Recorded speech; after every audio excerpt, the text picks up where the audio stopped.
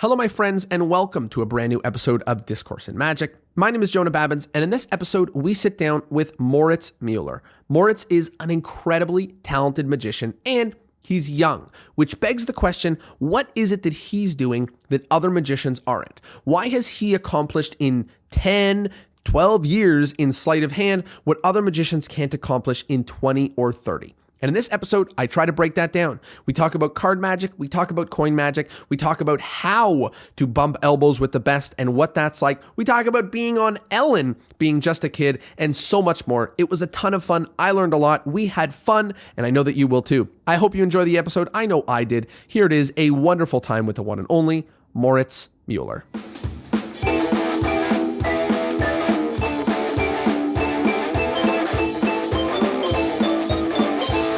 How are you?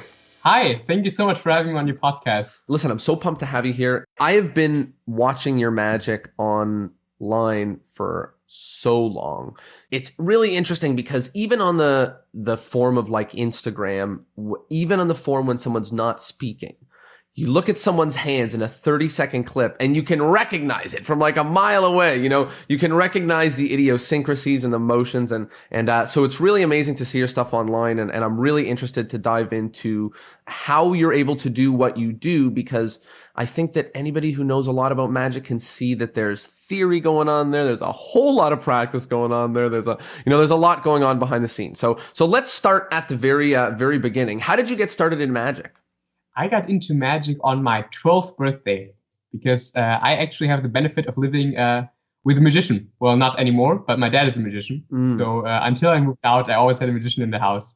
It never really interested me, because it was this thing my dad does that was always sort of around, right? And I'm sure you know the phenomenon, like when something is around you all the time, it begins to like lose its appeal, its interest, right? Because I feel like to a lot of people, magic is like this obscure thing they've not really heard a lot about. And it was never like that for me. But then when it was my 12th birthday and I had some friends over. And then one of them was like, oh my God, your dad is a magician, right? And I was like, yeah, I guess. But then he asked to see something, right? And then my dad like showed me and my friends some stuff. Mm-hmm. In that moment, I really, really began to love it. And I think it has two components. And one is just like, it was something my friends found cool in that moment, right? So obviously, like as a 12-year-old boy, you're like, oh, I want to do that. And that is sort of the more pessimistic motivation to look at. But I think also it was just beautiful to sort of see magic through someone else's eyes for the first time, right? To see what like the emotion it can elicit in people who have never seen it before. And I think that I just found hugely fascinating.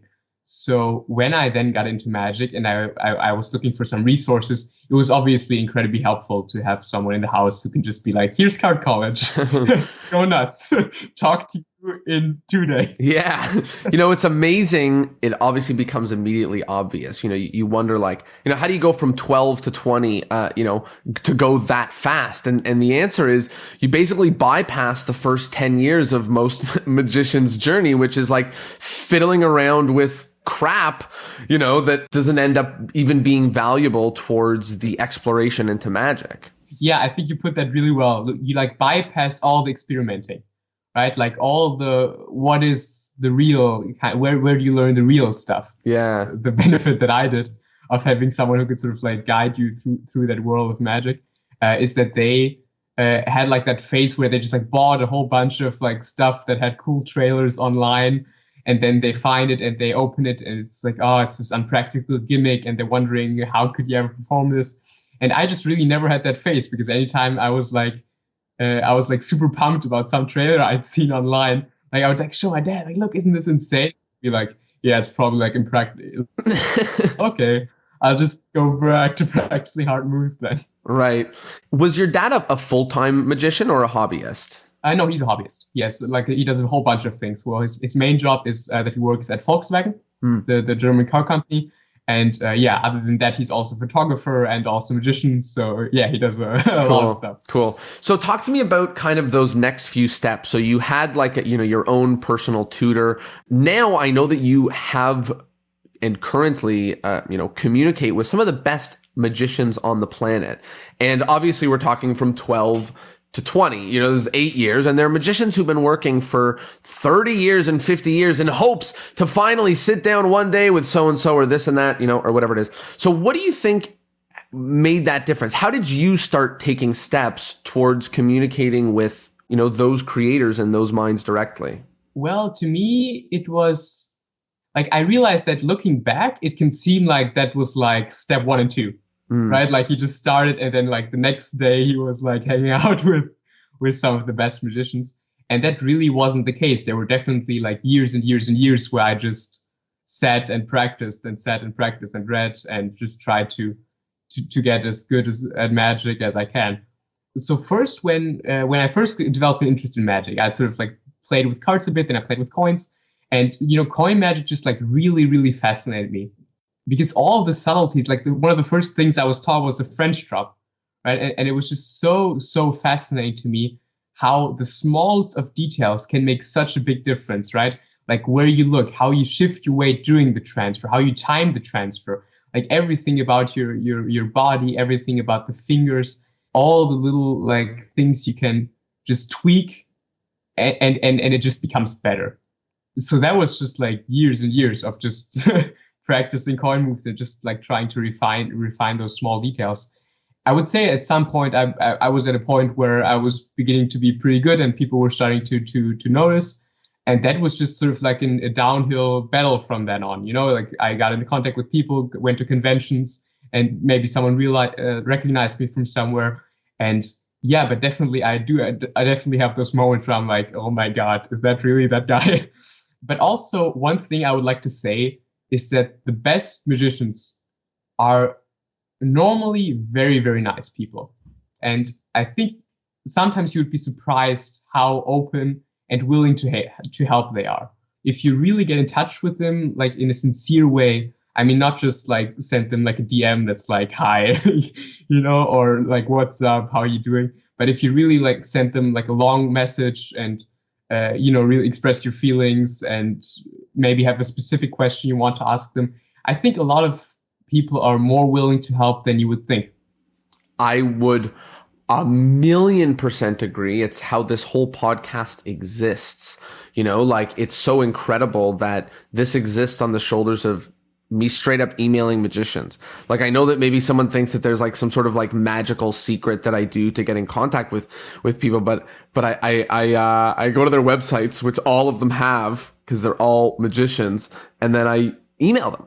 Like that's literally it. So it's awesome that you're sending that reminder out, because I think part of the amazingness of not only the internet, but also like our community is that we are so capable of doing that. You think somebody who is playing house league hockey can go send an email to like a professional hockey player and get, his notes on no chance. There's no chance that they'd be able to do that, but in magic, it's a no-brainer. It's incredibly easy. I want to talk a little bit about Ellen. You had a spot on Ellen, very early in your interest in magic. Talk to us a little bit about how that came about. How do you end up flying to America to be on Ellen? Well, that was just an insane experience. So I told you that like I began like really obsessing over coin magic. And that was like really all I did for a bunch of years. Well, I got into magic at 12, and like I would say like until I was 14. That's like I don't remember a lot of other stuff going on around that time. Right, from which I can only really surmise that I must have been a few coin tricks, an ungodly amount of time with coin tricks, right? And then I went to a lecture where I met Danny Archer, and I then showed him some stuff, and he seemed to really like it. And then he told me about a website that he does with Gregory Wilson. And then Danny asked me if I would like to teach a routine that I showed him as a download. And, that was like really like a weird moment for me, because I was like, whoa, like someone would want to learn this? Because I was so in the zone, right? Like not thinking about like, oh, when do I publish this? Where do I perform this? It was just like, for a long time, it was like just about the thing. Like I just really fell in love with the subject and I just wanted to explore it as much as possible. So that was like really a shocker to me. But I thought about it, and then I thought, why not? Seems like a cool experience. So I filmed a video, just like a tutorial for it. And we had like a performance part and an explanation part. And the routine was called MoFi. I'm sure you can find it on on YouTube. And that was like the first video I ever uploaded. That video just sort of took off, and I was very surprised by that. Like, it had like 500,000 views like after a couple of weeks, and I was like, wow, that's really insane. And then I got a call from Alan, and at first I thought it was a prank call. Yeah, I got to spend like 3 days in LA with my mom, who I took on the trip with me. Yeah, it was just like all really exciting. You know, I got to stay at a nice hotel, and then I got to go backstage, and we had like a driver who drove us around everywhere. It was like, you know, very, oh my like, goodness, sort of taste of like the high life or whatever you call it. It was like a very surreal sort of experience. And ironically, I remember very little about the show itself.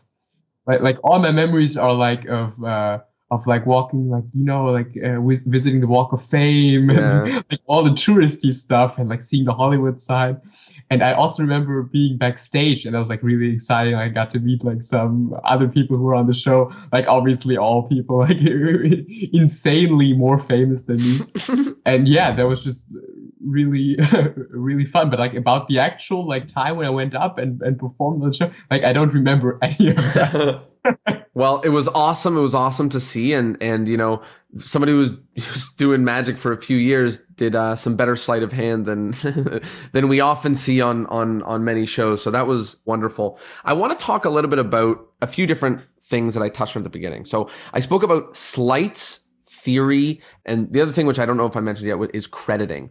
And I think that there's all three of those are at play in some of the magic that you're doing. And the first thought that comes to mind is I think of that Bruce Lee quote, that idea of, you know, I don't fear somebody who knows 100 punches, but it's somebody who, you know, who knows one punch. And I think about that when I see, you know, some of the magic that you do. Obviously, I'm not suggesting, you know, one trick, anything like that, but I'm suggesting that, you know, you go incredibly deep into one movement or one action or one step or something like that. Can you talk to us a little bit about that? Like, how do you do that? Why do you do that? Walk us through the thinking. It's very interesting you're bringing up that Bruce Lee quote, because I love it. You know, it's like, I don't fear the man who has practiced 1,000 moves once, but the man who's practiced one move 1,000 times. That's the one. And I just think that's insanely like a very wise quote. I feel like sometimes when like people, like the thinking of like very influential figures is reduced into just one sentence, like there's a lot of like stuff that gets lost along the way. But sometimes it's just like a really just like tight expression of knowledge, right? And I would say that does reflect how I think about magic, definitely in the beginning, because rather than like going wide, which I feel like a lot of young magicians especially do, like they say, oh, I need to learn a pass, I need to learn a double, I need to learn a false shuffle, I need to learn a false transfer, I need to learn all of these things sort of at once, and it can be very overwhelming. Like, oh, what are the moves? And then whenever you see a new move, like, oh, I gotta learn that too, and then you end up being able to do a lot of stuff, sort of, but nothing like really good. And what I think helped me a lot in the beginning was that I'm very obsessive in nature, right? So when I find something, and as I said before, like I really get hooked when I see how little adjustments can make a difference, right? I just like tweak one little thing, it becomes better, and that just hooks me. That's like a rush to me. Like I can stay up all night and just like, oh, there's another thing I can change to make it better. And if I do this, it's even better.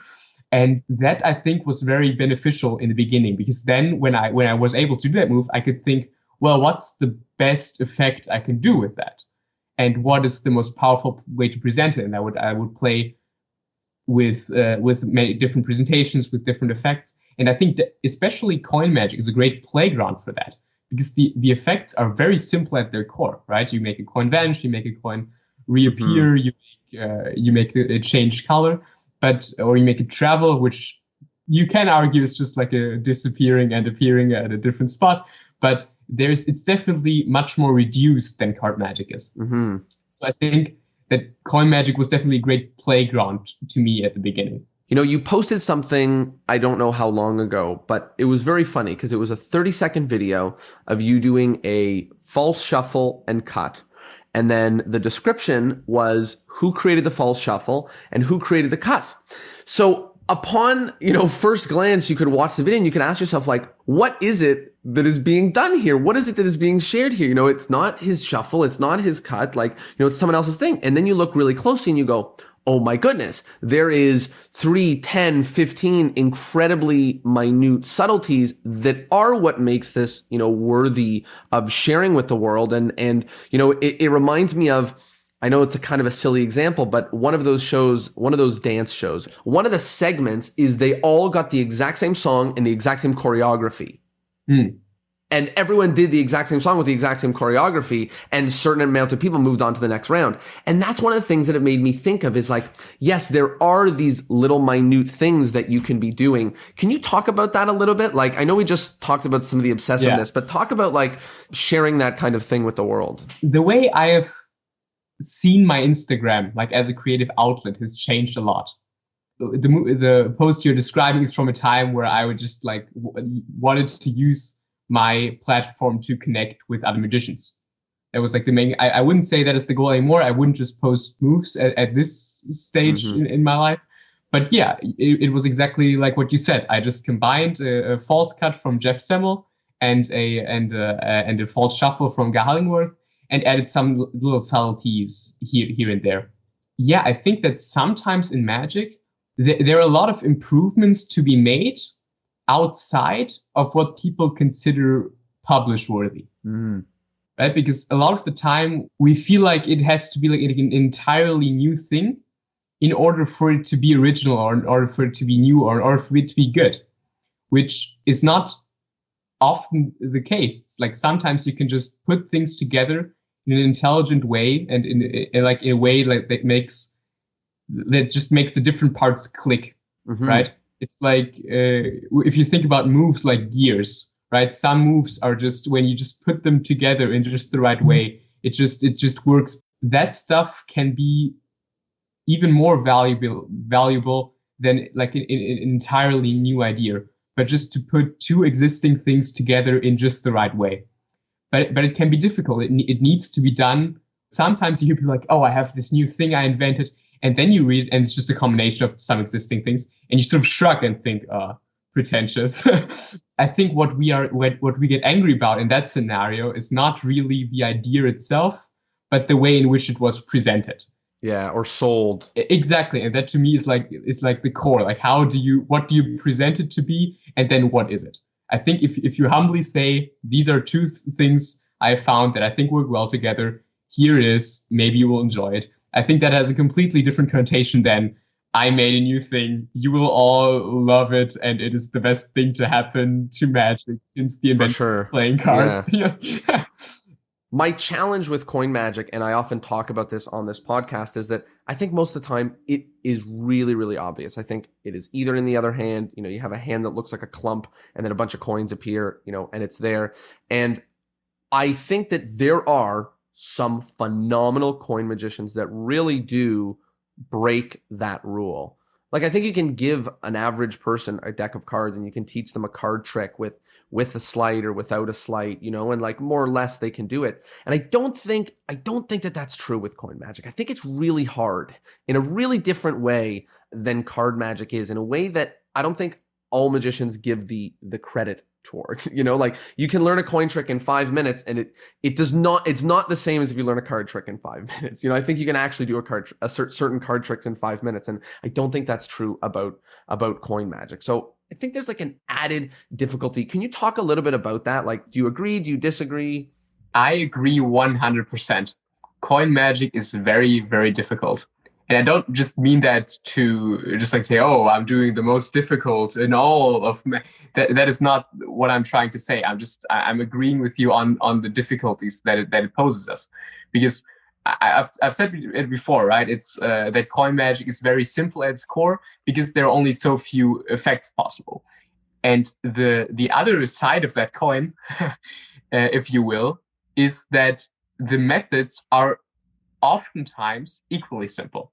right? If you think about what a false transfer is, right? It's so simple at its core. It's like, how do I make a coin vanish from this hand? Oh well, I just never put it in. I just pretend to, and then I make it vanish. You can argue about whether it is very clever to get into coin magic for that reason, if it's like a worthwhile pursuit just as a performer. But to me, it was never that calculated of a decision, right? I just got into coin magic because I fell in love with all the subtleties, because I just love the field. And what you're saying is definitely true. There is a very, very steep learning curve. There is so much work to be done before it even begins to be deceptive. And that is what I find so interesting. And I think that I've profited a lot from spending so much of my early obsession with magic, with coin magic, because there is so much work to be done before you could even call it magic. There's I forget the exact word, but Kainoa Harbottle put it in a way. He said there's a theory where it's like 50% of everything is crap. And that was his kind of approach to that, is saying and half of card magic is bad and half of coin magic is bad and the other half is good. And my feeling is that it's a little more than that. It's a little, like you said, it's a little steeper. It's a little bit steeper than that, where good coin magic, there's no easy good coin magic. Or if it is, I think it's heavily gimmicked. And that's okay. That's totally fine. All of my good coin magic is heavily gimmicked. No questions, because I feel like pull off slice unless I've got a table where I can, lap things. And other than that, if you're looking at my hands and you're looking at my arms, I've not put in enough of the hours to make anyone think anything without, that's what I feel. And maybe that's something I've put on myself, but just as an example, most of the time I watch coin magic and I'm often thinking to myself, how do I unknow as a magician? I need to know what a layperson would see thinking at this. Because to me, I'm just I cannot unsee this. Where in card magic, I look and I'm yeah, I guess if you don't know how the math works, if you didn't know that half the deck was, turned over to start with, then you could never figure this out. There's this direction of magic, I'm sure you're familiar, right? That Juan Tamariz sort of basically founded, right? Called rational magic. Essentially, what it is that for every step of the way to the magic effect, you want absolute conviction. There are certain stepping stones and certain things that your audience needs to be absolutely convinced of in order for them to be able to follow that magic way to the effect. And there are solutions that are opened and closed during the way in order to make the effect as impossible as possible. Literally the book, The Magic Way. Quite literally. Exactly. One of my absolute favorite books ever. I absolutely adore that book. Essentially, I think that this type of magic is very hard to do with the prop coin, because you can oftentimes the methods are just not strong enough to have that absolute conviction. If I very rationally looking at coin magic, the best effects, those where you really go, oh my god, that is absolutely impossible, whichever way you begin to look at it, there's simply no explanation. That is very hard to do with coin magic, and the effects that can achieve that are oftentimes gimmicked. But rational magic isn't the only way magic can be presented, right? There is Gabi with his theory of fictional magic. Mm-hmm. There are different, even though I love rational magic and I've studied a lot, I think that it isn't the only magic way. And there is also another type of magic that I absolutely adore, which is just to sort of lay back and enjoy magic. It's not like someone counts the cards on the table and very quickly and very fishy looking. Mm-hmm. And then Henry says, yes, 10 cards.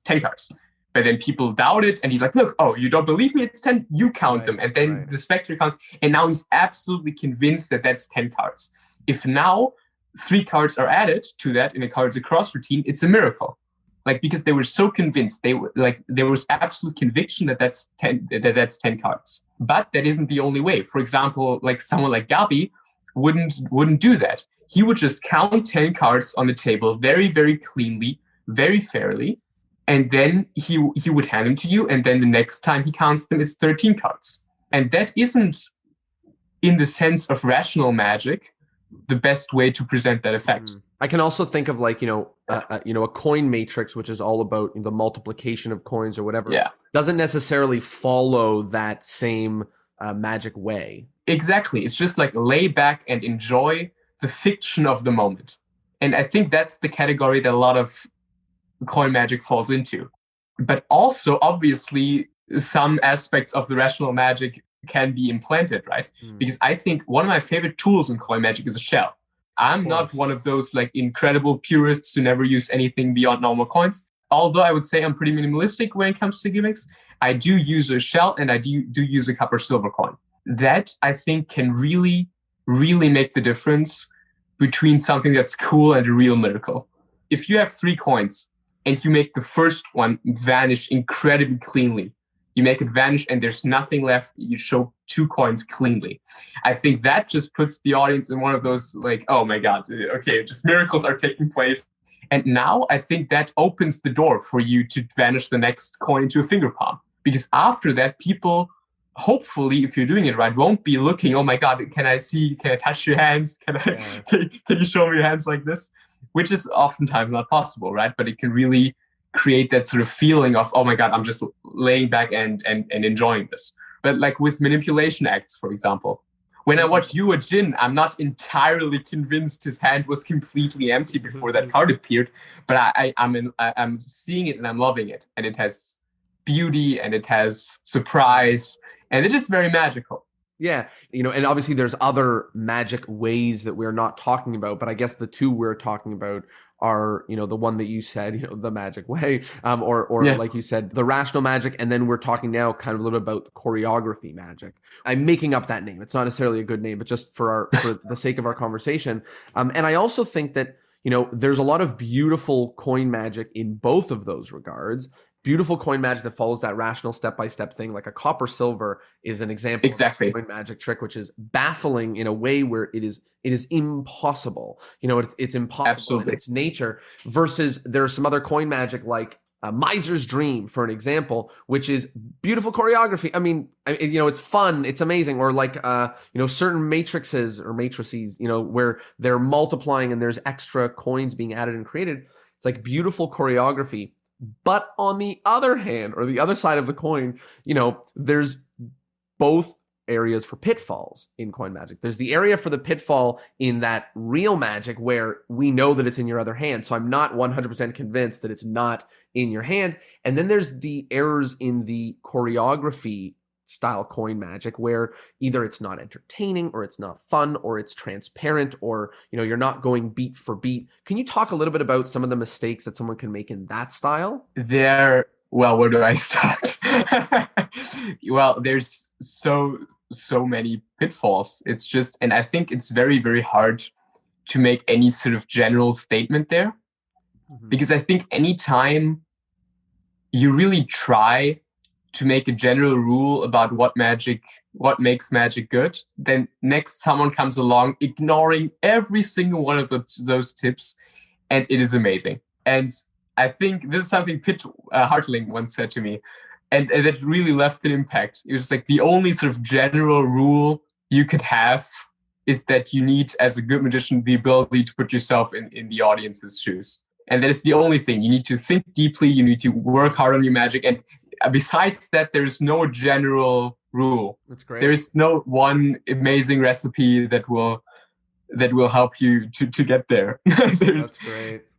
And it's so interesting to me because I feel like that's like really a disease of our time. Like when you go online, it's like, use this simple step to lose 20 pounds in 3 weeks. And because when it comes down to it, every single diet works. If you there's like nonsensical diets where it's like eat as much as you want. That's not a good diet. But like any sort of restrictive diet where you like don't eat fries, it will work in the long run, right? Or the same with, I love to go running at the moment, right? And people love to like fine tune their like workout plans, which is all well and good. But I think like sometimes people just like forget that base layer of just actually following the plan. If all you do is ask the question before anything you do, like, is this a healthy thing? Like, is this something that a healthy person would do?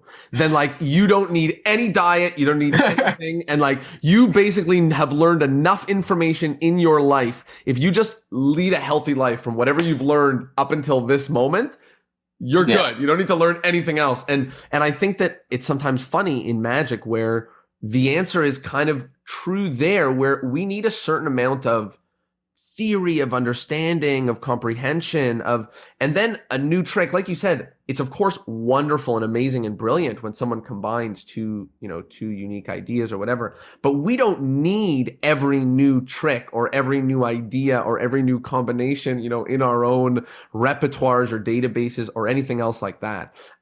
We don't need those things. We need to comprehend magic. That was an amazing quote. You can just what you just said, the last 3 sentences, you just put those in air quotes. I 100% agree. It was very well put. Well, thank you. And also, I think this is actually a good moment to talk about theory, because I think in a conversation so far that has been about sleights, there is no way to avoid talking about some of these deeper concepts in theory. We've now touched on quotes from Pitt Hartling in discussing overall understandings of theory. We've discussed, main, theorems, of Tamariz and his books, which contain no tricks in them, that we're talking about, that are important and critical books. And I think that when somebody watches some of the magic that you do and are sharing and are putting out, it's very clear that you have taken in a certain depth of theory beyond just learning how the tricks work. And I think there are a lot of other magicians who have put the same amount of years into magic, maybe the same amount of hours into magic, but maybe applied in different places. But I think theory plays such an important role, and sometimes it's missed in this era of visual stuff. We learn from videos, we share in Skype, stuff like that. You can be a perfectly functional magician and not even know how to read, and that's completely fine. But I think that theory plays such an important role. So can you talk to us a little bit about how these important pieces got sprinkled into your journey? As I said, I would say, I've said this before in this conversation, and I think it defines my approach to magic much more than anything else. And it's just that I am just obsessed with things that make things better. This is I know it seems like a very trivial sort of statement, but at some point, just experimenting and seeing, is this better, doesn't cut it anymore. Because I think that worked very well for me at the beginning. Because your mind is still so layman-like. You just do stuff, and then you record yourself, or you watch yourself in the mirror, and you just see, oh, wow, this is clearly better if I do it like this. And if I do it like this, it's clearly better. But at some point, the differences become so minute, you have so removed yourself from the mind of a layman that your own sort of comprehension doesn't cut it anymore. Just watching yourself on video is not a good enough criteria for changing certain things. So I think at some point, you just need to have that conversation about theory. You just need to try and find yourself some sort of rational way to determine if something is good. Even though most of those aren't 100%. There's tricks that don't follow certain criteria and they're still good, of course. But I think you need to start somewhere. You need to have some sort of guideline when your own intuition isn't the best instrument to determine what you should do in your magic anymore. I think about, the graph, and I'm definitely saying the name of the phrase wrong, but it's it's something of limiting returns, and it's in economics, which is that diminishing returns. There it is, diminishing, the law of diminishing returns, which is that the first time I make a big change, it might make a, 25% change in what I do. Yeah. And the next change is a 10% change. And the next one is 5. Yeah. The next one is 1. And, and then when we're making adjustments to our magic, we're not changing the whole everything. We are changing 1%. We're making, a 1% change. And I think what you said there, which is the tools we use to make those 25% changes and 10% changes are completely different than the tools we need to make those 5% changes and 2% changes and 1. And those 25 and 10s, those can come from, us looking in the mirror and us, just doing a trick for ourselves and whatever. But those 5% changes and those 2% changes come from, the deep study of magic, hopefully the people who have maybe done this before us. Definitely. And this makes me think of 1 Degree by John Gustavell, in which the introduction, he talks about how some of the changes he has made to these routines may seem trivial, and they may seem obvious, or they may seem so small that they wouldn't make a difference. but then he makes this comparison that, 1 degree is the difference between liquid water and then water. That my English is not good enough here. What do you call it when it goes? Water and ice or steam and Yeah, when it becomes steam. Yeah. That is, I study chemistry, by the way. It's the scientifically correct way to put that. But I hope the viewers get it. Yeah, I hope you get what I mean. Yeah. We talk a lot about theory, and I think for each person, their path into theory may be a little bit different. For me, it's the books of Tamariz, it's the books of Darwin Ortiz. Those are the tools that got me into magic theory. I'm literally looking at my shelf, a little bit of Eugene Berger, a little bit of Jay Sankey. Yeah. And that's basically the theory that I am talking about when I refer to theory. I'm basically referring to the writings of those people. And that was my journey. Now there's many other things, that are, my neoclassics in theory. Can you talk to me if somebody said like, I want to go, to your school of theory, what books or tools would you recommend for someone to start thinking the way you're thinking? I feel like sometimes in magic, a lot of the time, there are like these books thrown around, like these names, like, study Tamariz or like study Marlowe, right? And a lot of the time when people ask me like, oh, what books should I read? What kind of stuff do you recommend? I always name the same names, right? Like study with Tamariz, study Pitt Hartling, study David Williamson, like just like the names that people have heard before. And oftentimes they'll be like, oh yeah, but is there like any like sort of like secret tip? Like, and and like getting back to like that, like there is no secret ingredient, right? Like the secret ingredient is that you actually study those people and not just go, yeah, I've heard the name before, I know it. Like, I think roughly I know what you're talking about. But yeah, if I'm gonna, Tamariz has influenced my thinking so much. Then Pitt Hartling has influenced my thinking a lot. I think the 2 essays that are in Card Fictions, which is the On Method and Style and the Performing Mode, is one of them, and then Inducing Challenges is the other one. That's what I was thinking. Inducing Challenges. Yeah. And both of those are insanely good, amazing essays. Also, Magic in Mind is a free ebook download that you can get on the internet, and that has both those essays. If you don't want to have Card Fictions or don't want to get it, which let me just say you're wrong and you should, but both of those essays are actually in Magic in Mind. So that book is gold. But other than that, one thing that I want to say, I have difficulty reading theory because I read theory and in the back of my mind, I always have this voice that goes, I doubt it. Like, I don't think that's how it works. And like, really? Or I'm sure you know what I'm talking about. There are people who write amazing theory books, but then you watch them perform and it's like, So for me, it is very important to ask myself the question, how is he so good? How is it possible that this works so well? Before I can like fully dive into theory books. Because to be honest, like I don't derive like a huge amount of pleasure from reading theory books. Although I love reading like books about magic and learning new things, that it's not like my favorite thing in the world.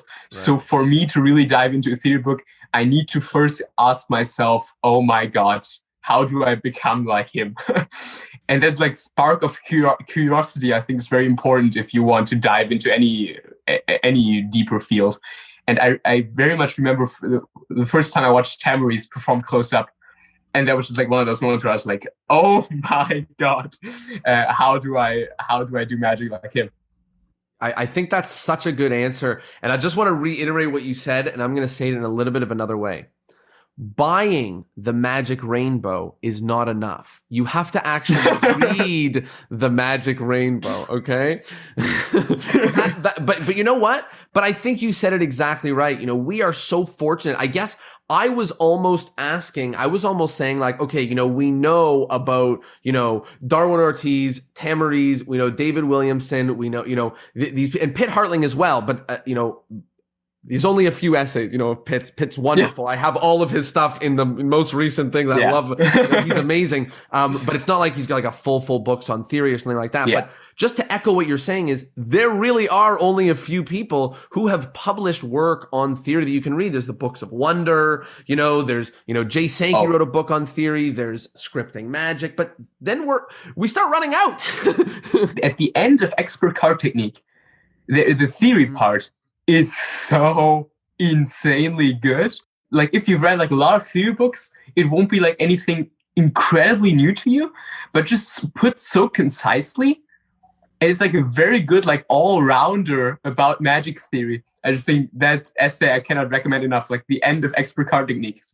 Mwah. That's a great added recommendation. And yeah, just to like reiterate what we're touching on here is it's not like you have to get a basis of, mathematics and buy 100 textbooks. Like we're talking here about a dozen books, right? We're talking about like, I guess we think you have to go to a library and take out 1,000 things and study it, but it is 2 Tamariz books and 2 Darwin Ortiz books and whatever that allowed me to watch and interpret magic in a lens and say, oh no, that trick is not fooling because, this concept is, we didn't see it in the before, we didn't see the after now. So I know that it's not going to fool people because I read the book and I comprehend exactly what they said. So I know that this won't work versus me having to like shrug my shoulders and go, I don't know, let's give it a whirl.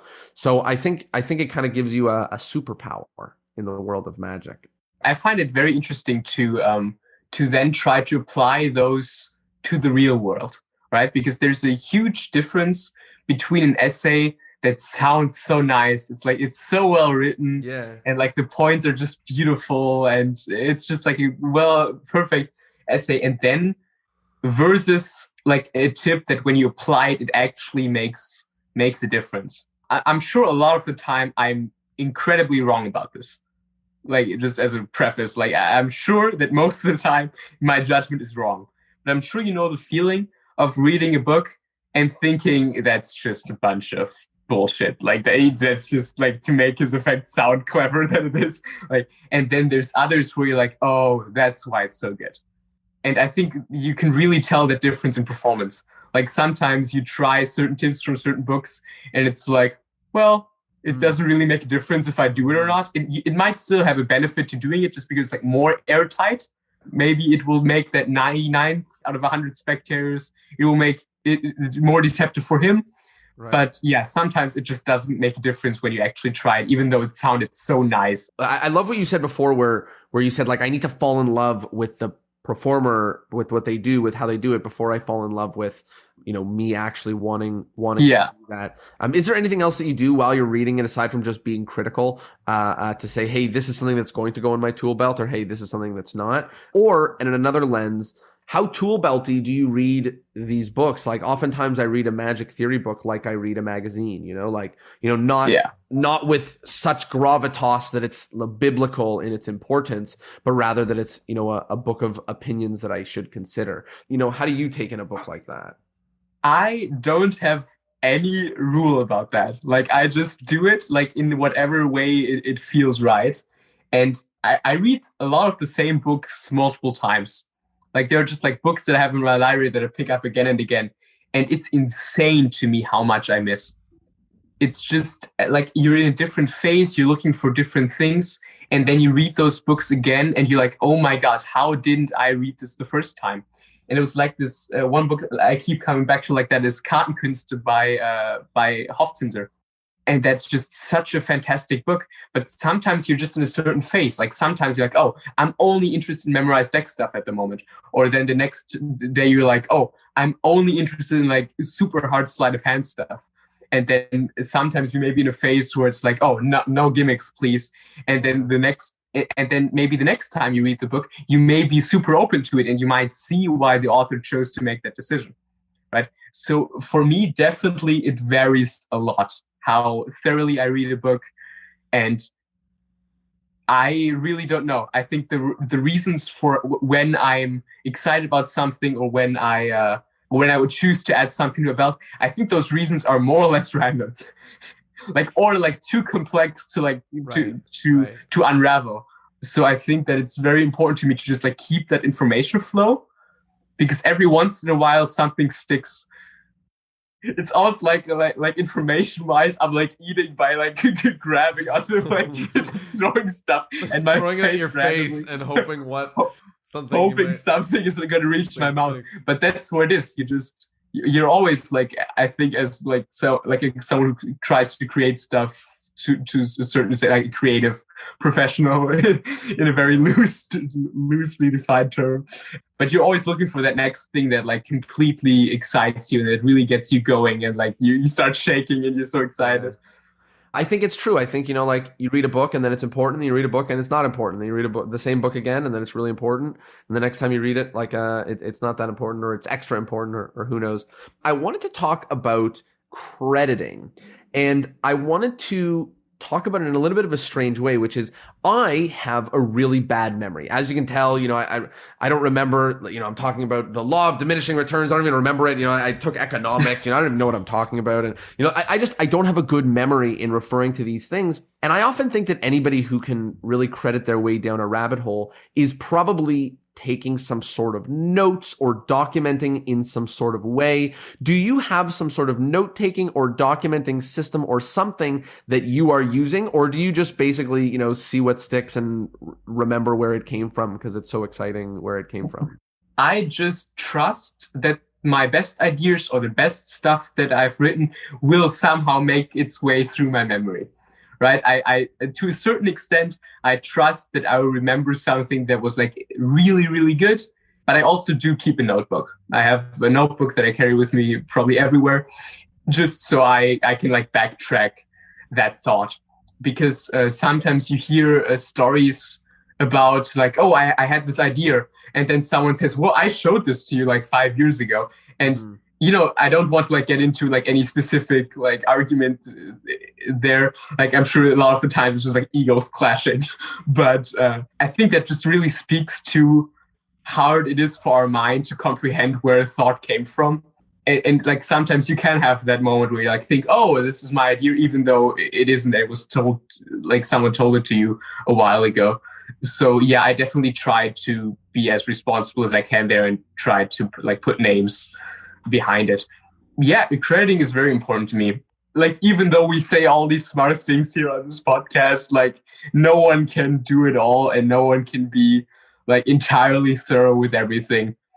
And as long as there's crediting, there will be crediting mistakes. But I think it's just care, right? It's what it comes down to. Those who care and those who don't. And I think if you care about making things right, if you care about being thorough, if you care about making due diligence, I think that's all you can demand from someone. I think that's a good way to put it, because we can't demand that people take magic with any amount of care, but I guess there can be a certain amount of assumed like rigor that needs to have been gone through to publish something, or to share something. And I think this is one of the things that I wanted to chat with you about, which is publishing and sharing material, which is just this concept of like, when should somebody release something and when shouldn't they? And I'll give you a wonderful example, which is there is a Jim Steinmeier trick, which is one of those self-working tricks, which I've been doing since the beginning of I've been doing it for a few years. I used to do it at conventions with magicians, and then I've been doing it since the lockdown. And I have worked out a virtual way to do a non-virtual trick that's now follow along. It's got a dozen subtleties. It's a whole ton of fun. It's whatever. But it doesn't even cross my mind to publish that. It's not my anything. Like nothing. So, but what ends up happening now is magicians who end up in conversations with me inside of closed doors and rooms maybe get to see some of these ideas that I have. Are they good? Are they bad? I don't know. But no magician outside of a closed door or room that I'm in will ever see those ideas that I've put, because I don't feel that I'm warranted to publish that. And I think that you and I were having a conversation similar about this, which is that how does one know whether the ideas they've added to something is worthy of publishing? So what are your feelings on that? How does somebody know? So when you are trying to publish something, I think a good first impression is to ask people you respect. Just, do you think this is worthy of publication? Right? They shouldn't be too close friends, because those would just be too nice to you. But I think that's just a good first way to sort of get a first impression, right? But there is no real answer. In the end, the community will decide. If you put something out, in the end, people will decide if it is worth something to them, if people will perform it, if people will enjoy it. So I think it's very, very hard to talk about crediting like to a large audience on a platform like this, because you can never only speak to the people who you want to speak to. Because I'm sure we have both read books where we've been like, oh my God, why did you publish this? Like, this is not your anything. Right? Like, how do you have the audacity to publish this? Like, I have read countless tricks like that, and I'm sure you have too. Of course. But I wouldn't go as far as to say, if you think what you've invented is worthy of publication, think again. I wouldn't ever say that on a public platform, because for every person you're trying to address with that, you're also addressing someone who it will have a negative effect on. Someone who has amazing ideas, someone who's super creative, someone who has like touches on classic that make them 10 times better, who would maybe be discouraged from publishing those. Right? Because I think in the end, those people who publish stuff that is plainly not theirs, they're probably on such an ego trip that your comment on the validity or the originality of magic publishing, it wouldn't get them thinking, but it might get the wrong people thinking the wrong things. It's, to me, what it comes down to is just the way in which you publish it. Because if you published, for example, without knowing your exact version of that Steinmeier trick, but if you publish that with just the words you described it to me, just like, this is a Jim Steinmeier trick, and I have not added a bunch of things to it, but this is the way it can be done on virtual, right? I think there's nothing wrong with that. And I think you can do it if you say it like that. If you say, I have made the trick that will transform Zoom shows for all eternity, like, maybe people would get pissed. But I think in the end, it's very simple. Ask the people if they're still alive. If something is heavily inspired by them, just ask them. Like, I've never heard a story where someone was like, no, you may not. Right? Like, if you credit, that's all that can be asked of you, I think. But yeah, just credit where credit is due. And other than that, publish something when you feel like other people might enjoy it. And if they don't, that's not a big problem, right? Like, the market will decide. You know, there's two things you said there that are really, really big. The first thing is, I love that you said, like, it's not a problem if you publish something and people don't want it doesn't mean you're a disgrace on magic. It just means that, like, it's not it's not important, you know? Yeah. And the other thing that you said, which I really love, is that I think the challenges come from what they are claimed to be versus what they are. You know what I mean? Like, unless it's a clear copy of someone else's trick and nothing unique has been added, the challenge is not, hey, you didn't really do that much, it wasn't worthy of publishing. It's usually, hey, I thought that you did so much based on the way that you advertised, promoted, and discussed this thing, but in reality, you didn't really do all that much.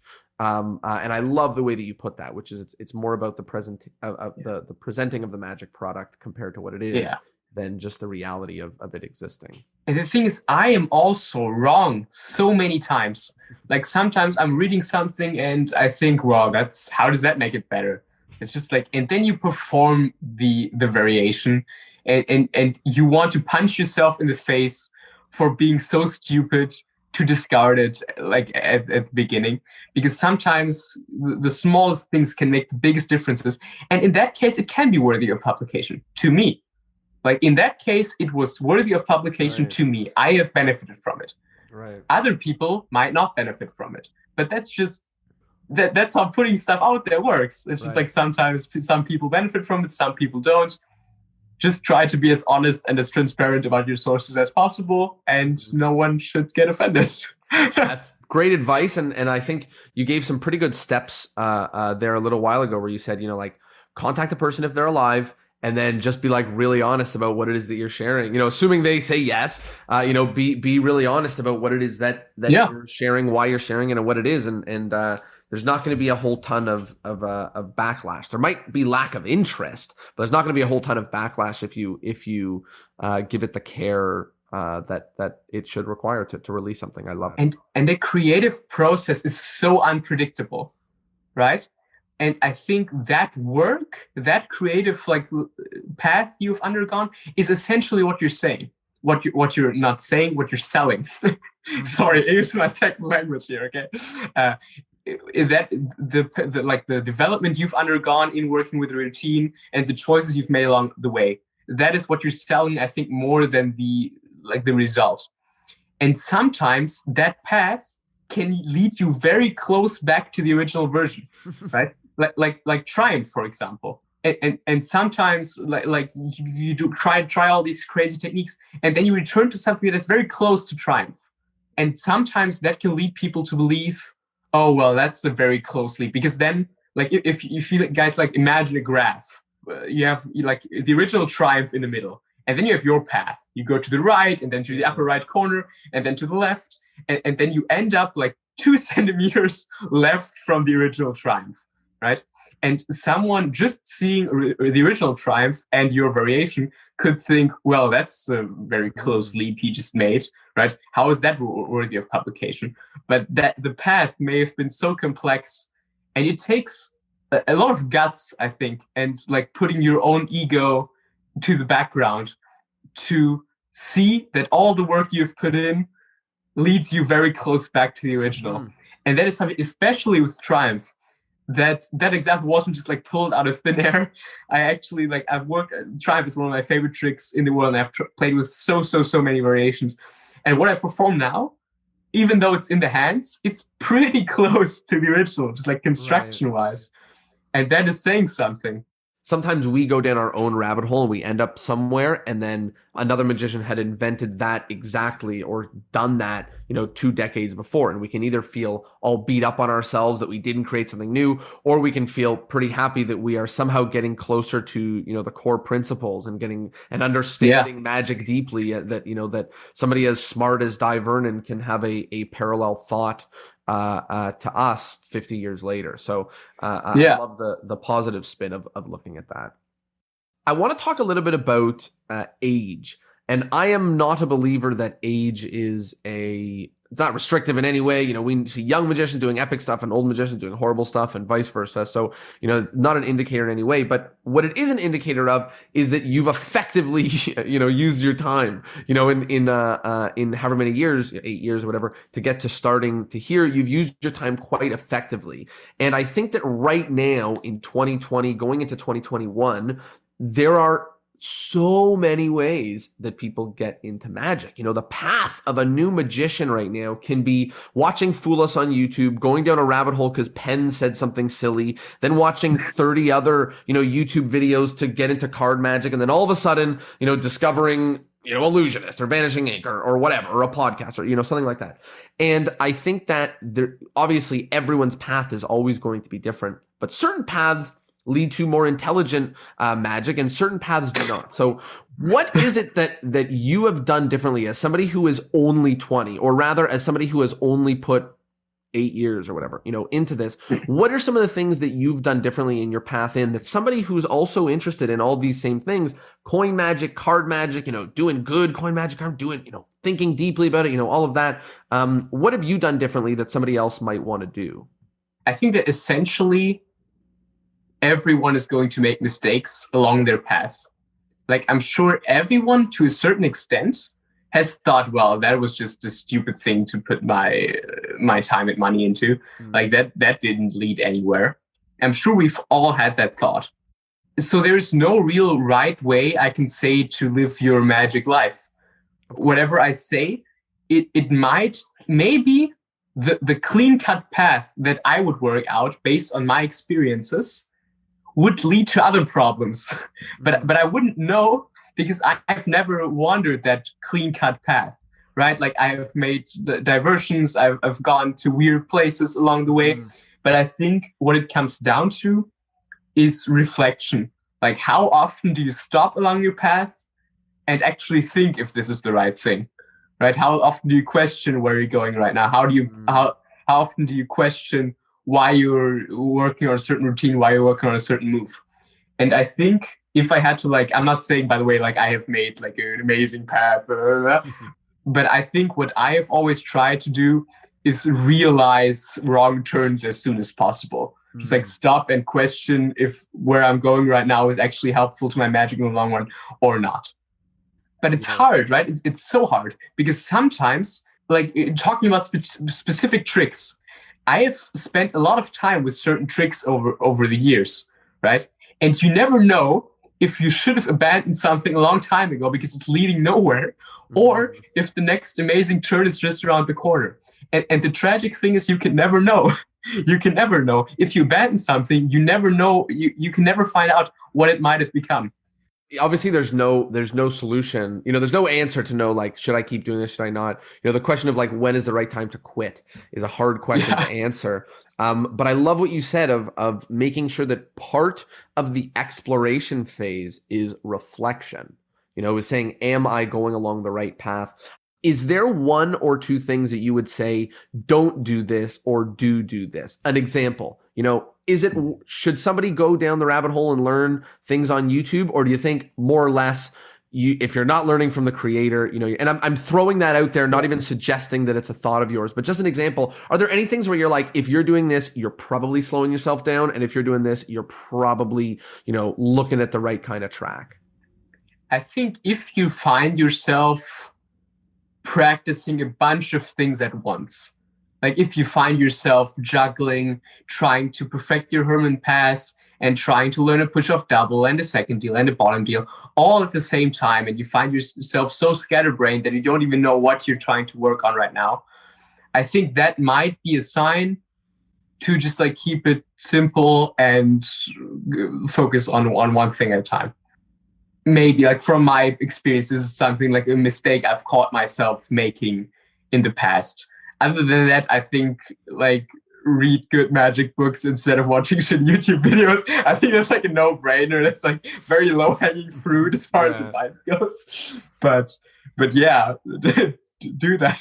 As much as it is silly, there are also many, and like you said, there's no one path, there's no whatever, but there are many 20-year-old magicians who are incredibly talented, who learn their way through YouTube, learn their way to get to where they are through YouTube. And there's also many who have fallen along the way, on YouTube, and ended up with something that is not necessarily great magic. And similarly, there are magicians who were introduced to books and that ended their journey right then and there because they thought that that's the only place that they can go to learn magic or get better. So obviously there's unlimited ways, but I just wanted to hear about, there's a lot of 20-year-old magicians who do not have the depth that you do. And, if somebody's listening to this and at the early phases, I would love for them to take a path that leads them towards a deeper thinking rather than, shallower magic. Recently I have been getting really into running. Right, like in quarantine, like that has been like my main thing that I've focused on, because like I'm very much motivated and back into magic right now. But there were like a couple months, I would say, in the middle of like the first Corona like quarantine phase, where I really just sort of lost interest for a while, because what I always find so motivating is to have an idea and then try it out at your restaurant gig the next day, and then see if your thoughts were right or were they wrong, or what sort of adjustments do you need to make. And when that was missing, I sort of lost interest with the subject a bit. So I was like looking for a new thing, and I started getting into running. And I think what I really learned with running training is can also maybe be applied to magic to a certain degree, which is that there's like in running, there's like all these different workouts you can do. You can just like go on very long, steady runs. You can do very short, very fast runs. You can do interval training where you like do 1 kilometer very fast and then 1 kilometer a little slower. And then you can do hill repeats where you like run up the mountain and then you like jog back down. All these different workouts, right? You can really get caught up in like trying to make your perfect training plan, like what is going to get you to that goal as quickly as possible, like what mixture of hard and slow intervals is like the ideal ratio. But in the end, what I've learned is that it's just about mileage. Well, there's like some big mistakes you make, like going too fast always, because that will like hurt your muscles and knees or whatever. But in general, like there's just like a general correlation between time you spend on your feet and kilometers you put through your body, and how fast, how quick, how far you can do your runs. But that is essentially what I would say with magic. Just spend time on it, take it seriously, have fun doing so, and it will all fall into place. I want to go especially deep on this point, and I want to say, one of the main messages of this podcast is that the growth in magic, your individual growth in magic, doesn't come from a new trick, and in reality, it actually doesn't come from a new book. Where it comes from is your internal work on those things. So, like you said, one magic book, you can reread it and read it and read it. You can work on one trick for a really long period of time. And working on a trick does not mean watching a trick. It doesn't mean, mindlessly doing a move. Sometimes it does, but not always. Working on a trick means working on a trick. That's the internal work. That's where the growth happens. So the reason I wanted to say I want to go deeper is, yes, obviously, there's research, we can learn, we can find this resource and that resource, but the growth happens behind closed doors with us, with the pack of cards. Maybe it's with a video camera, maybe it's with a pen and a paper. Let us a little bit behind the curtain into what your practice, creation, rehearsal, what that looks like for you. What does that space look like for you that magic is created or grown or rehearsed? It depends very much on whether I'm working on a trick or on a move. So I would like to sort of split up that question and answer the two separately. So when I work on a move, I typically have 3 phases that I go through. The first phase is just trying to understand the move, right? So obviously you need to have some sort of technical ability to sort of do the move. So that should come first if necessary. But I'm assuming that you can already kind of do it, which is the case, honestly, with most card moves, right? Yep. We all can sort of do a clean Herman pass, and we can sort of do a Herman pass. The clean right. is next level. But I just stand in front of the mirror and just try to understand the angles. I turn my body. I try to see if it looks this way. I try and check if it works this way. And then that is the first phase. And now the second phase is just drilling it. And now you can watch TV, you can listen to a podcast and just drill it. Just do it over and over again. But I feel that first phase is so important. Sometimes I make the mistake, and I see other people make it, that I drill stuff too fast before I've even really understood the move. I just mindlessly do a pass over and over again, not realizing that I'm actually making it worse along the process, habits, right? Because the practice makes it permanent and not perfect, right? It's whatever you do, it will make it permanent, and it will take more work to get it out. But so I think that first phase is really important. We just try to understand the move, see mistakes. Oh, what do I want? What are some finger positions I need to be wary of? And then you just mindlessly practice. And now the third phase is where I spent the most time. And that is recording myself, because the mirror is great at the beginning because it gives you immediate feedback. You instantly see what is going on in your hands, but it can lead, if you're constantly checking yourself while you're doing it, it can lead to some problems, because you blink at the moment where it flashes because you want to hide it from yourself. Or just the fact that you're looking at it while you're doing it, you won't have that opportunity when you're actually performing it. So I just try to use a camera at that point. And now I just try to eliminate mistakes, small things that I see flashing or small things that I want to improve, right? And this is also the point where I go, which I think is the most important step, which is where I go through choreographies. Because a move that you do the same time always, like you're up here and now you just move the deck towards your body, do the move, and it's that that is worth very little. What is worth so much is to have a move that is integrated into a natural flow, of a certain routine, right, or of a natural mannerism that you do, and that really takes it to the next level. So that is sort of the way I like to practice a move. So those 3 stages, and obviously I adjust. If I see, I moved to this step too quickly, I go down and start again, and it's very variable. I don't very strictly follow that, but that is just a general way in which I like to practice moves. Now, routines are a very different story, because although what I said about the moves may have appeared very thought out and schematic, what I'm about to say about tricks very much isn't. It's just like very scatterbrained thoughts on the matter. But what I think is always at the start is a fascination. That moment where you go, oh, I want to do that. Or, ooh, that's so clever. It's like, it's like you get so excited about something. And then I try to ask myself, like, what is it that excites me so much? What about it is it? But if it's actually, and this is where I get more excited, if it's actually like a certain property of the effect, if it's actually a certain feeling that it makes me feel, or if it's like a certain condition that just gets me so excited, I try to like find that.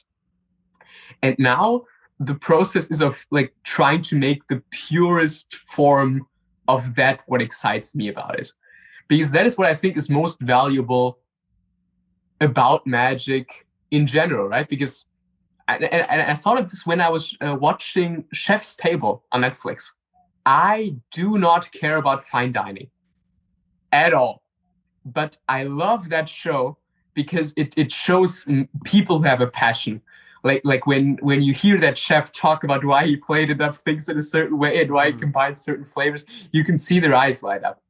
And that to me is the main value of magic. Like I obviously think it's a beautiful art form. I obviously think all that. But what I really connect with when I watch a magic show is the person. I connect with them connecting with the magic. Mm-hmm. You know, we all love seeing people do exactly what it is that they love. So I think it's very important to like harvest that in yourself, like to see, I like this. Like this is like you've hit gold, and that to me is like the most important like resource in any field that you want to seriously pursue. Like your own excitement, your own energy, your own like I just like I just like to call it the like you don't even have a word for it. But yeah, and like the way I try to like get that is very different. I spend a lot of time just like talking through effects with some of my friends. Simon Black is one of my best friends in the world. We like FaceTime so much and just talk for hours. Actually, while we were recording this, he's been texting me like, "Yo, what's up?" So yeah, we just spent a lot of time just like cooking up crazy methods or like trying to find different things. And I think that talking to other people is also super helpful in trying to find what it is that excites you personally the most. Because sometimes someone will make a suggestion and you will go, why? And then you have a discussion about it, and it's like it's like a crossroad. Like it shows where your own opinion and like your own feeling of what it should be and what you want it to be like differs from that of someone else. You just like try to make it as much of what you want as possible. And interestingly, recently, there's like no, like the way I'm describing it may sound very like straight, but it's so many connections that are at play. Actually, a couple days ago, I found a handling of a transposition effect. And I played around with it. I made some changes. I made some alterations because I didn't like everything about it. And then I realized, this is what I like about the Biddle trick, only better. And now this is not like for everyone, right? It's not like a general rule. It's not generally better. But I found something that captured what I like about the Biddle trick more than the Biddle trick did, right? And that is to me the most fulfilling moments, like when you just get closer to your own excitement. I love it. That's kind of your journey to making a trick, is really just digging deeper and deeper into what it is that excites you specifically. Yeah. Yeah. I love that. I think that's such a good answer. And I loved what you said there about what we get out of someone's art a lot of the time is their passion. So we kind of like owe it to ourselves to dig a little longer for the thing that like tickles us and makes us ridiculously giddy, because that's what they're going to see in us when we do it. So we owe it to them to dig a little deeper about what makes us so giddy, because they're going to know that it's making us giddy. Because you had mentioned earlier this concept of like digging deeper, going more, spending a little extra time on it. And I just really like that thought of when we're wondering how to do that is by using this, is just try to follow the thing that excites you. And you gave us two great ways to do that. One is by being like, oh, that's the thing that excites me. And the other is when you collaborate and you get to go, wow, that one little tweak you made all of a sudden makes this whole entire trick not exciting for me. You're like, why is that? It really helps you realize like, I see. It's because you removed that one piece that is what gave me the whole joy of the whole entire trick. And okay, we need to bring that back to give the excitement for me again. Oh, and one other thing I wanted to mention is that like this is like something I'm bad at. So I'm like mentioning it like so almost as an advice to myself. But like to be very honest with yourself about your motivations, like when creating a trick. Because I've definitely been at places where I was like, it's so good, but I want to make it like mine, and that is such like an ugly motivation to like find you have within you, right? To find that you think the trick is perfect as is, but you just like want to make it change so you can call it yours, right?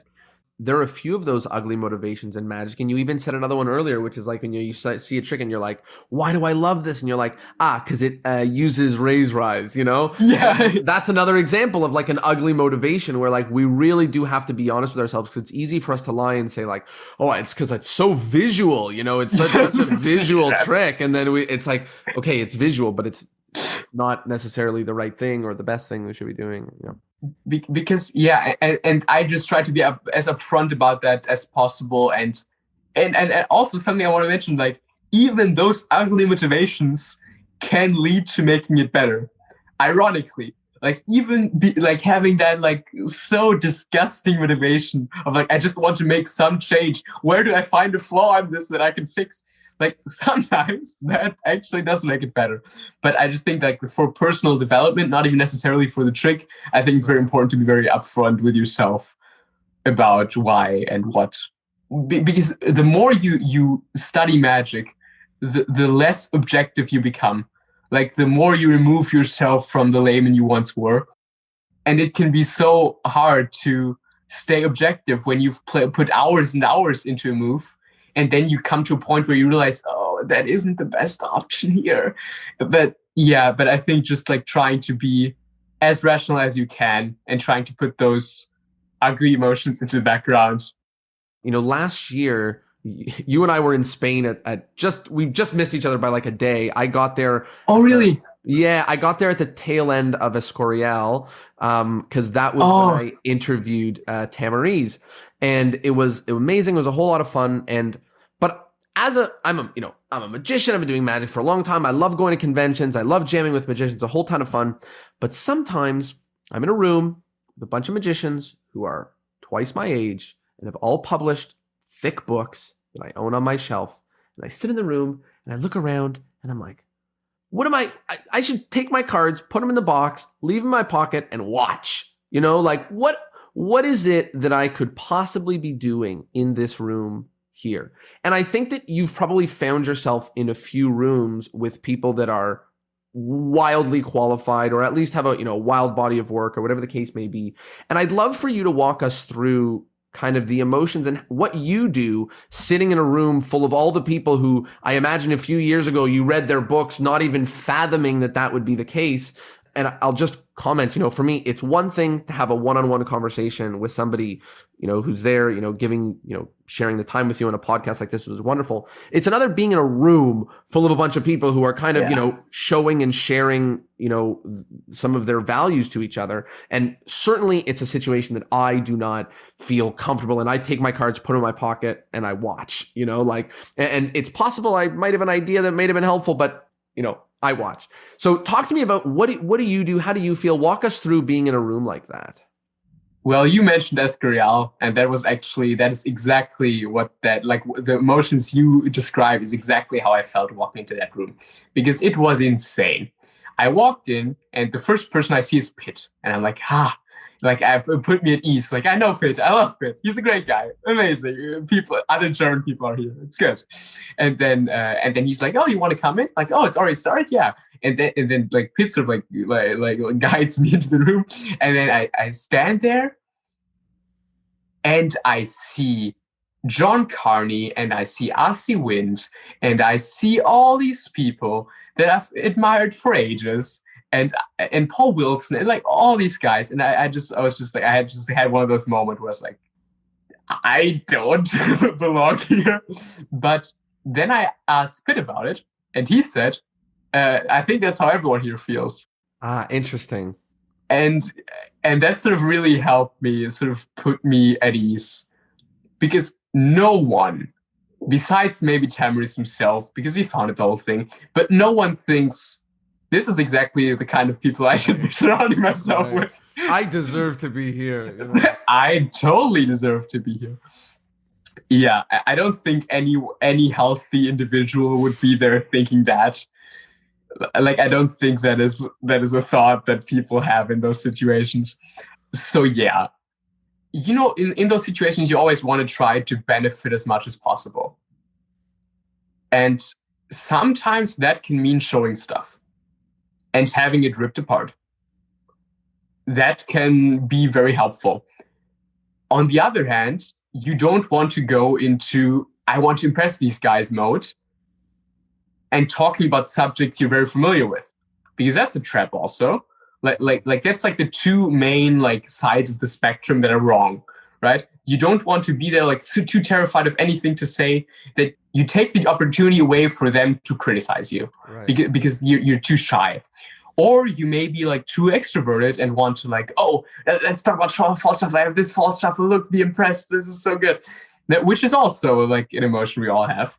You want to find that sweet spot where it's like you show enough to have like a normal conversation, but you also challenge yourself enough. You show stuff that maybe isn't ready. You don't show your most polished, best material. You show weird, random thoughts that you had in the hope that it will come to something interesting, right? Or you talk about a subject that you perhaps aren't that familiar with, right? Which is the same thing, like when you asked me before we started doing the podcast, like, is there any like particular subject you want to talk about?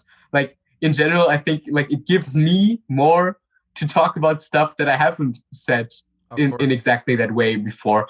Because like I have to be honest, like talking to you about stuff, like I've verbalized a lot of stuff that I haven't verbalized before. And like it's like very helpful to me as well, and I hope also interesting to people listening to this. Yeah, so that is sort of how I try to deal with that, just like to find the sweet spot. I do think that it's kind of funny in this situation as well, which is the idea that you kind of want to put enough out there that something comes back, something valuable comes back to you. So if you put it out in a way that you don't want something to come back, then it's not helpful. And if you don't put out anything, then nothing's going to come back. But if you put something that's got enough room for commentary and sharing, in conversation, then things come back to you. And some of it might stick, some of it might not, but certainly it allows a conversation to happen with, your mentors about the subjects that you're passionate about. And, the biggest mistake that you can make, more than any of the, I mean, I guess you mentioned already, but many other than the other pitfalls of conversing, is not being a part of the whole entire thing. And we've all gone to a convention, situation, whatever, and been a spectator. At the end of the day, sometimes we learn, but certainly don't learn that much more than watching a video. That's for sure. Like, ask dumb questions. Like, ask the stupidest questions. Like, if you genuinely are sitting there like, oh, I don't get why he chose this move there, but I like don't want to ask him. I don't want to like be too challenging. I don't like want to come up as an asshole, and I don't want it to like, maybe it's obvious to everyone else, and I'm just like asking this thing. Just ask. Like, that answer will give you so much. If you really were being stupid, and it is clearly the best way to like that move, for instance, is really the best option to use here, then you will have learned something. Or you could hear an answer that doesn't satisfy you, which is also better than just thinking to yourself that's wrong. But hearing their reasoning and understanding, that might help you understand why you don't like it, why it is perhaps the right choice for him, and that might lead you to a path where you find what is the best solution for you, right? Also, that thing that I talked about, like having conversations with people, like finding that crossroad where your opinions differ. That's so important. There's a metaphor that I heard many years ago about learning, and the metaphor goes like this. And I'm sure expressed this on, the podcast before, but the metaphor is, to complete the pattern, 2, 4, blank. And the idea is that the only way for you to actually know what the pattern is for you to basically field a guess as to whether it's 2, 4, 6 or 2, 4, 8. You have no idea if I'm adding 2 or if I'm doubling it. And as soon as I say no, you instantly know that it's the other one. And that's the only way that you could know, is by saying it's either that, like, is it this? No? Well, now I know that it is this. But without getting the negative, you actually do not learn anything. You don't end up, anywhere else. And I love the example that you said in the situation where, like, your friend says to you, change the trick in this way. And all of a sudden it drains all the joy from the trick for you. And you go, no, we cannot do that. That's why I'm doing this. And all of a sudden you understand that core of why you're doing it in the first place. To me, I associate it with magic the most. And I don't know, because inherently it applies more to magic than anything else, or it's just because I have spent so much time on magic that I see it in more things than in running, for example. But it's this thing, Louis C.K. had a stand-up special where he was like, everything is a double-edged sword. Mm-hmm. Especially a double-edged sword. And I thought that was so, like, to the point, because in magic there's so many double-edged swords. Like, there's self-worth. You want to have the self-worth of thinking, I can do anything. If I put my mind to it and if I put my energy into it, I can do anything. That's the kind of feeling. You never want to feel like, oh no, that's for other people to do. That's not, I don't belong there. You don't want to have that low of a self-esteem, but you don't want to have as high of a self-esteem that you feel like you don't need to put the work in anymore. You want to feel like, if I work on it, I can do anything, but you don't want to think, even if I don't work on it, I can do anything. And the same is with criticism. You want to be critical enough to, like, discover, like, to not blindly copy someone, but actually, like, evolve your thinking. But you don't want to be too critical to the point where you just discard everything someone is saying. It's so hard, like, finding that middle way and that path where it's not, you're not hitting the wall on either side. It's like a very thin corridor, and you never want to veer too much to where you're hitting the sides. I think one of the biggest benefits and pitfalls of magic that we've discussed here is that, if you want to become a pianist, if you want to play the piano incredibly well, you go to piano school, and there's a grade in piano. You can be, I'm this grade, and maybe you're that grade. And if you want to do swimming, there are things that you can do to become a swimmer. Even if you want to be an artist, you can go to art school. But to do magic, there is no path, and each person has to kind of dig out their own paths. And that's a great, obviously, benefit and pitfall in magic. But one thing that you said, which I think is really, really critical, and we touched on a few points in the journey, which is that because you can hold 2 books in your hand that both are professional looking quality magic books, and one can be absolute garbage and one can be the best thing that's ever been created. And that is even more true with videos and with essays and we have no idea. So it is just as critical for us in magic to seek the resources that are good as it is for us to take them in with the most critical eye possible. And I think that is the real big take home, is like, you cannot blindly follow what somebody tells you to do in magic. Like, you cannot step by step follow what somebody else tells you to do, because you need to interpret magic in a critical eye. Every lesson you learn is a critical eye of, does this lesson apply to me? You cannot just say, fine, then that's the way I'll do my coin tricks then. If he said it, then that's the way I'll do it. You will not end up, with something beautiful at the end if you're not critical at every, step of the process. Beautifully put. Dude, you are so eloquent. Crushing it. Virtual props. There you go. So now we are getting towards the end of the podcast, and there's a few wrap-up questions that we ask each of the guests, the first of which is the endless chain. So in order to keep the podcast going on for eternity, each guest is asked to recommend another guest that would be a perfect addition to the show. So who do you think would be a wonderful addition to the Discourse in Magic podcast? There's 2 caveats. The first is, haven't had interviewed them already, and the second is, you have to be able to put us in contact. Jan Logemann. Have you heard him? Never even heard of him. Jan Logemann. You need to have Jan Logemann Love on the podcast. He is just an amazing close-up performer. There's not even so much you can say. Like, you can't really put him in a box. He just does great magic, like very technically excellent, super well presented. He's just a guy. Like he's just like a character. Excited about that. The next section is about modern magic. So a lot has changed in the world of magic in 2020. What's one thing that you like about how magic has changed, about modern magic, and one thing you don't like about magic right now? The thing I like is that I see a lot of people exploring gimmicks in a way that I haven't seen in the last couple of years. Like there's Elliot Jarrett, there's Kayla Morelli doing like amazing stuff with gimmicks on Instagram. And to an extent, it is just for Instagram. There are certain gimmicks like you will never be able to use them in real life. But the way in which these people choose the medium and like choose the material for the medium, I think is incredibly inspiring. And something that maybe not apply to Instagram, but I think that in general, we need more of this. I think in general, we need more the right tool for the job kind of guys, because I feel like we have a lot of I have a hammer guys, and it's like that old saying which I just love, like when your only tool is a hammer, every problem begins to look like a nail, right? And I think we just need more of that. I want to read more books where there's like a split in the middle, and it's like, oh, if I'm in this situation, I use this move here, and if I'm in this situation, I use this move here. In this third situation, I would not do this trick at all because of this reason. That sort of thinking fascinates me. So I think that is an excellent development I see.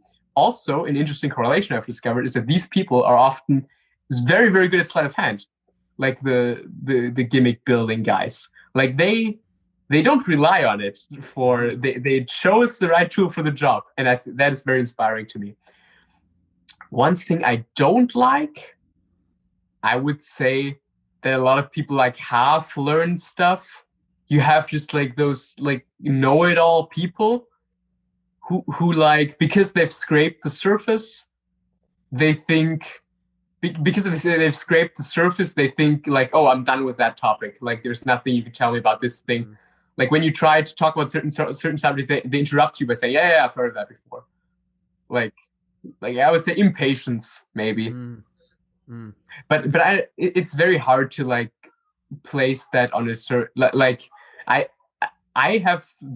in the position where I can't tell you what it was like 10 years ago because I wasn't into magic 10 years ago. So I can only judge what I find negative now, and I'm estimating. Like I'm thinking maybe that like impatience and that like arrogance can come, like is maybe a symptom of our time. Like how you are able to learn so much so quickly that you begin to think, oh, I've learned so much. There's no one who could possibly have learned as much as I did in the past couple months, Yeah, that impatience is also probably maybe with smartphones or something. In magic, it is really easy to know a little bit about a lot. And one of the things we spoke about super early, that Bruce Lee quote, which is turning it on its head and knowing a lot about a little bit can sometimes make all the difference. So let's talk about plugs. I know you mentioned kind of the day of this recording, there's a really cool project coming out for charity that you're a part of. You want to tell us quickly what that all is? Yeah, there is a PDF coming out. It's 54 pages, and it's called Santa's 54 Elves. And there are 54 magicians involved, and they each got one page to do whatever. They can explain a trick, they can write some theory, they can explain a move, they can absolutely do whatever it is that they want with that one page. And it is being sold currently for only 2 days at the time of this recording. Oh shit, so at the time the podcast is going to come out, it's not even going to be... Well, I hope you guys got it. I hope you guys got it in the past so that you don't have to give yourself a face palm right now wishing you had gotten it. But yeah, I just think that is a beautiful project. I and all the other artists aren't earning any money from it. All the proceeds are being donated to water.org, which I think is an amazing organization dedicated to bringing water to regions where it isn't as readily available as it is where we live. And yeah, I just think that's a great project. Love it. And the last thing is our take home point. We've talked about a whole lot of different things in this conversation. When people think back to it, is there one thing that you would be happy if they thought back to as, the most important thing, or, the thing that they remember when they think back to this episode? Okay, two things. I can't. Well, the one thing is the double-edged sword thing, because I think about it all the time. Like, what is the right amount of this characteristic that you have? What is the right amount of work? I think that's a very important, like, to question yourself like that. And the other thing is that, like, capturing your own excitement point. That is, like, the most important resource that you have for your magic. Like, your own excitement, like that thing that makes you giggle, the thing that gets your heart going, that thing that really inspires you. Keep pursuing that, and you will get closer and closer to what it is that you want automatically. What a great answer. And I love that as a path for magic and as a path for life. It's pretty cool, going closer and closer to that stuff that makes you happy. That's a pretty cool path. Where can people find you? If somebody loves this, they want to talk to you a little bit more. You talked about how accessible magicians are. Someone's like, okay, yeah, fine, I want to email you or whatever. Where can people find you and talk to you about what you're doing and what you're up to? I am on Instagram, and that is Moritz Mueller 00 is my account. Just shoot me a message there if you want to. I really, really try to respond to everything. Sometimes it's hard, and sometimes stuff is in my inbox for a while. But please, if you really want to get in touch with me, just shoot me another message if I didn't respond yet, and I will. I promise you, I will do my absolute best.